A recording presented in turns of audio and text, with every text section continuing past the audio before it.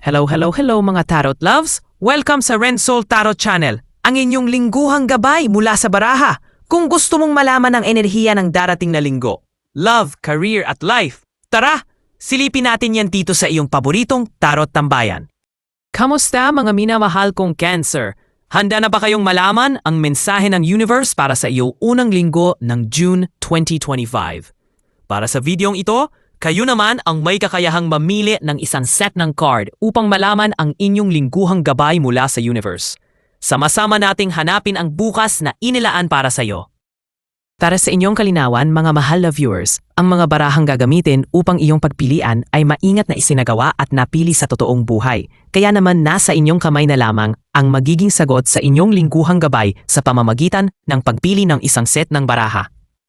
Bago ka pumili ng baraha, huminga ka muna ng malalim. I-relax ang iyong isipan at damdamin. I-focus ang atensyon mo sa tanong, intensyon o bagay na gusto mong malinawan. Tandaan, hindi panghuhula ang tarot. Isa itong paraan ng universe upang mas makilala mo ang iyong sarili at ang daang tinatahak mo. Bago yan, maglaan muna tayo ng maiksing dasal bago ka pumili ng iyong baraha. Universe, gabayan mo kami sa pagpili ng baraha ngayon. Ipaabot mo sana ang tamang mensahe, ang kailangan naming marinig sa oras na ito. Buksan ang aming mga puso at isip para sa liwanag, clarity at good vibes. Salamat sa guidance at positive energy. Amen. Para sa iyong one-week reading, sa harap mo ay may 3 set ng card. Card 1, Card 2 at Card 3. Piliin mo ang set ng barahang pinakamalakas pumukaw ng iyong atensyon at gamit ang iyong intuition. Ang tamang mensahe ay palaging makakarating sa tamang oras. Magbibigay lamang ako ng 10 segundo upang makapili ng iyong ninanais na baraha.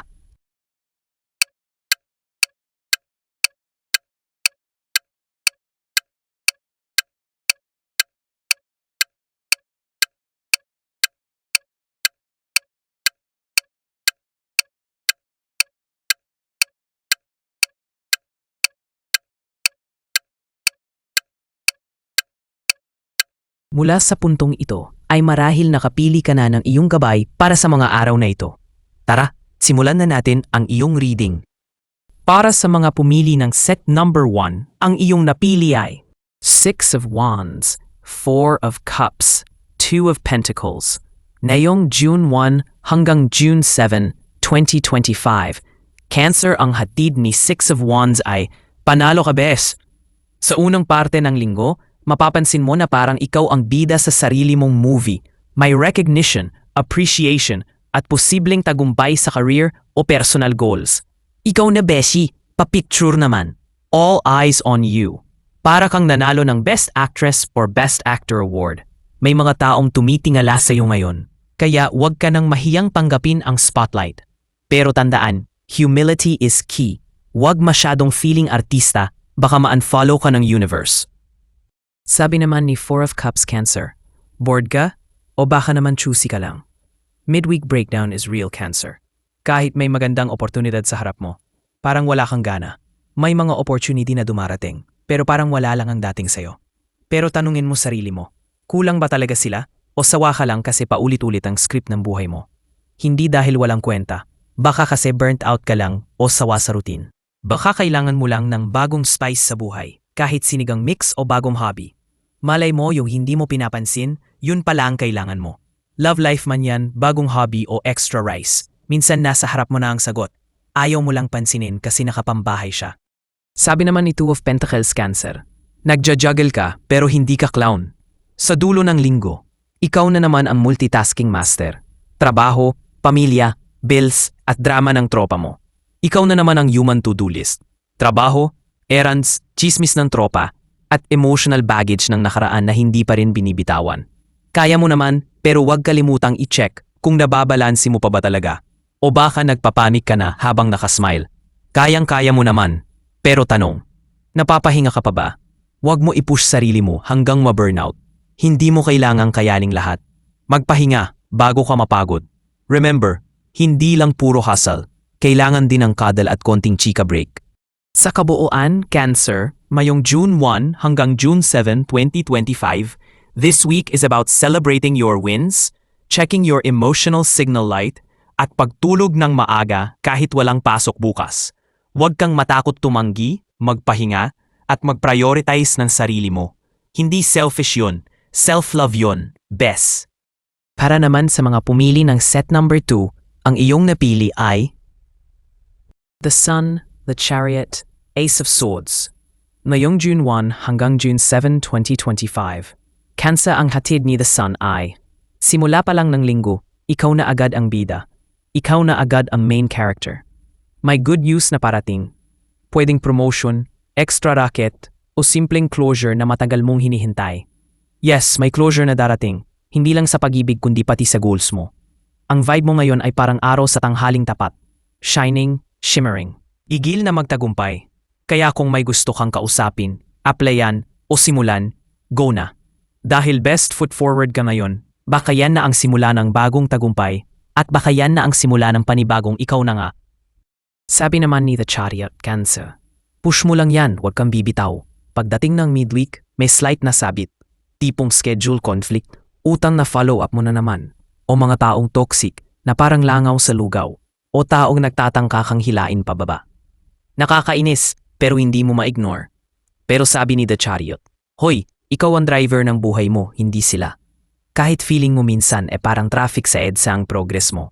Ang mahalaga ay gumagalaw ka. Disiplina at focus lang ang kailangan. Kahit ang emotions mo ay gustong magwalang mood.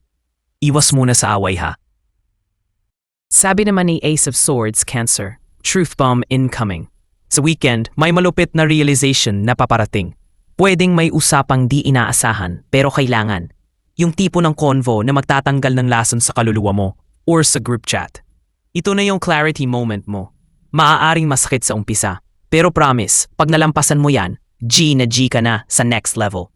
Panahon ng putulin ang mga koneksyong nagpapabigat, toxic ex, overthinking at yung baka sakali na wala namang plano sa'yo. Sa kabuuan, Cancer, na yung June 1 hanggang June 7, 2025, hindi mo kailangang maging perfect para manalo. Basta buo ang loob mo at malinaw ang hangarin.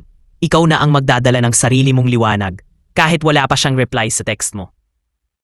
Para naman sa mga pumili ng set number 3, ang iyong napili ay Knight of Pentacles, 9 of Wands, 10 of Wands.